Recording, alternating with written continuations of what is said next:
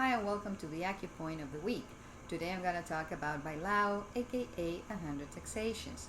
Don't worry, this is not about taxes but about how taxing the issues are on your tissues. We carry the weight of the world on our upper back and shoulders. This point is located where the neck meets the back, one sun meaning one thumb lateral to the spine, and this point treats upper back pain, strains, muscle spasms, trigger point, and shoulder tension. Because it's near the apex of the lungs, it also treats disorders of this organ as well, like flu, colds, COVID, you name it. Because this point treats anything that is taxing on the body overall, it also treats postpartum pain.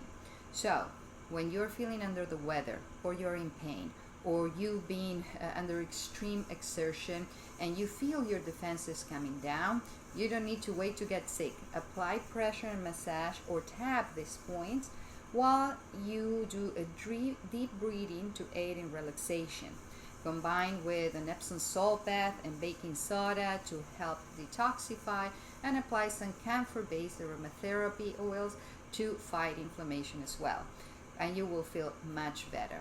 With that, I will leave you today. Please like, share, subscribe. Thank you, and see you next time for another episode of The Point of the Week. Bye now.